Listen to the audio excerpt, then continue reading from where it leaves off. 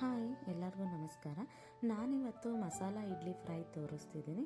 ನಮ್ಮ ಬೀದರ್ ಕಡೆಯೆಲ್ಲ ನಾವು ಹೇಳ್ತೇವೆ ಪಾಣಿ ಹೊಡ್ದಿನ ಇಡ್ಲಿ ಅಂತ.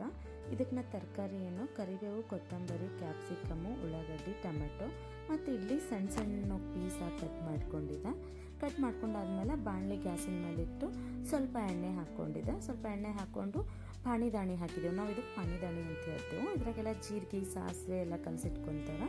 ಪಾಣಿದಾಣಿ ಆದಮೇಲೆ ಕೊತ್ತಂಬರಿ ಕಟ್ ಮಾಡಿ ಇಟ್ಕೊಂಡಿರೋ ತರಕಾರಿ ಎಲ್ಲ ಹಾಕಿಬಿಟ್ಟು ಸ್ವಲ್ಪ ಅದಕ್ಕೆ ರೋಸ್ಟ್ ಮಾಡ್ಕೊಳ್ತೀನಿ. ಭಾಳ ಮೆತ್ತಗೇನು ಮಾಡ್ಕೊಂಬಲ್ಲ, ಸ್ವಲ್ಪ ಕ್ರಂಚಿಯಾಗೇ ಇರಲಿ.